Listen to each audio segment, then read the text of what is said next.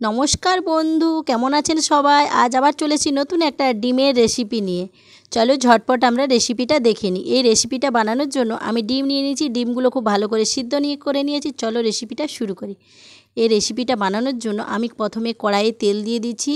তেলটা খুব ভালো করে গরম হয়ে যাওয়ার পরে ছোট ছোট পেঁয়াজ কুচি করে রেখেছিলাম, সেই পেঁয়াজ কুচিগুলো খুব ভালো করে আমি ভেজে নেব। পেঁয়াজগুলো খুব একটা লাল করে ভাজবো না, হালকা করে ভেজে নেব। পেঁয়াজটা যখন আমার খুব ভালো করে ভাজা হয়ে আসবে তখন আমি এর মধ্যে দিয়ে দেবো 6 থেকে 7টা রসুনের কলি, আর আদা 2 ইঞ্চির মতন আদা, কাঁচা লঙ্কা আর কাজু বাদাম। এগুলোকেও খুব ভালো করে একটু ভেজে নেব, কিন্তু কোনোটাই লাল করব না। এই গ্রেভিটা বানানোর জন্য কিন্তু সবগুলো খুব একটা লাল হবে না, হালকা হালকা করে আমি সবগুলোকে খুব ভালো করে ভেজে নেব।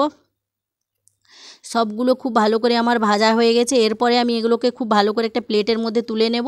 প্লেটের মধ্যে তুলে নেওয়ার পরে এগুলো আমি একটা মিক্সার মেশিনে কৌটোর মধ্যে দিয়ে দেবো। কৌটোর মধ্যে দিয়ে দেওয়ার পরে খুব ভালো করে এগুলো সবগুলোর আমি এর মধ্যে আমি দিয়ে দেব ধনেপাতা।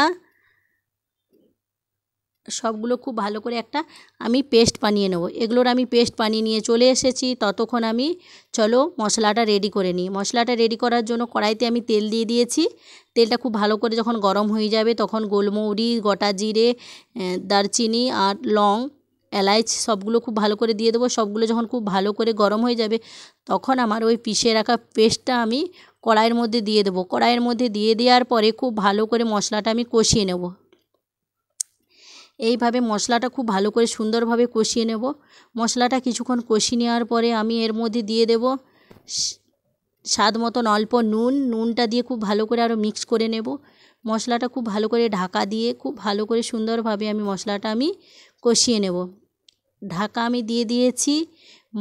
ঢাকা দেওয়ার পরে খুব ভালো করে কিছুক্ষণ হওয়ার পরে আমি ঢাকাটা খুলে নেব। ঢাকাটা খুলে নেওয়ার পরে আমি খুব ভালো করে আরেকবার নাড়াচাড়া করব। আরেকবার নাড়াচাড়া করার পরে আমি এর মধ্যে দিয়ে দেব ধনে গুঁড়ো, হলুদ গুঁড়ো, লঙ্কা গুঁড়ো। সবগুলোকে খুব ভালো করে আরেকবার মিক্স করে নেব।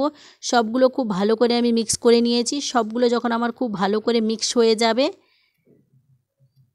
এরপরে আমি এটার মধ্যে দিয়ে দেবো অল্প অল্প জল। অল্প জল দেওয়ার পরে খুব ভালো করে আমি আরেকবার কষিয়ে নেব। সবগুলো খুব ভালো করে আমি মিক্স করে নেব।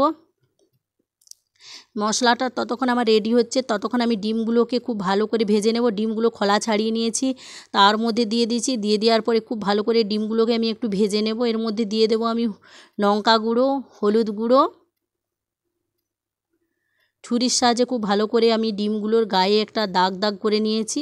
এরপরে খুব ভালো করে আমি ডিমগুলোকে লাল লাল করে ভেজে নেব। ডিমগুলো আমার যখন খুব ভালো করে লাল লাল করে আমার ভাজা হয়ে যাবে তারপরে আমি ডিমগুলোকে প্লেটের মধ্যে আমি বার করে নেব। এইভাবে ডিমগুলোকে খুব সুন্দরভাবে ভেজে নিতে হবে। সবগুলোকে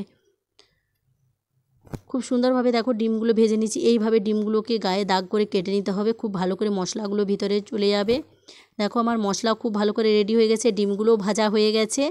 এরপরে মশলাটা আমি আরেকবার খুব ভালো করে এইভাবে নাড়াচাড়া করব। এইভাবে নাড়াচাড়া করার পরে আমি দিয়ে দেব ফ্রেশ ক্রিম। ফ্রেশ ক্রিম দিয়ে দেওয়ার পরে খুব ভালো করে আরেকবার নাড়াচাড়া করব। এইভাবে খুব সুন্দরভাবে সবগুলোকে একসঙ্গে মিক্স করে দেব।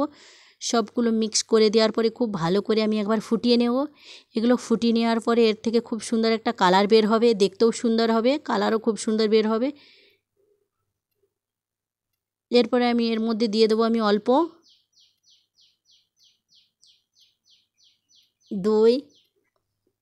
দইটাও খুব ভালো করে আমি মিক্স করে নেব। দইটা খুব ভালো করে মিক্স করে নেওয়ার পরে কালারটা খুব সুন্দর বের হবে।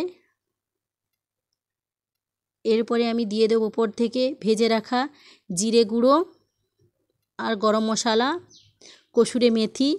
সবগুলোকে একসঙ্গে খুব ভালো করে মিক্স করে নেব। সবগুলোকে খুব ভালো করে মিক্স করে নেওয়ার পরে আমি যে ভেজে রেখেছিলাম ডিমগুলো, সেই ডিমগুলো এই গ্রেভির মধ্যে দিয়ে দেবো।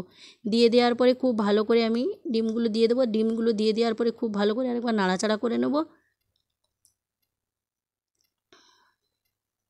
এইভাবে খুব ভালোভাবে আমি নাড়াচাড়া করে নেব। খুব ভালো করে আমি সুন্দরভাবে এগুলোকে ফুটিয়ে নেব। আমি ফুটিয়ে নিচ্ছি এগুলোকে। আরেকবার ঢাকা দিয়ে দেবো। ঢাকা দিয়ে খুব ভালো করে আমি ফুটিয়ে নেব। খুব সুন্দরভাবে ফুটিয়ে নিয়েছি, কালার খুব সুন্দর বের হয়ে গেছে। সবজি আমার রেডি। এর মধ্যে তোমরা ধনেপাতাও দিতে পারো, আমি কিন্তু ধনেপাতা দেবো না। সবজি একদম রেডি খাওয়ার জন্য। ভিডিওটা যদি তোমাদের ভালো লেগে থাকে অবশ্যই লাইক করবে, কমেন্ট করবে, শেয়ার করবে, পাশে থেকো, সাথে থেকো। Tata bye.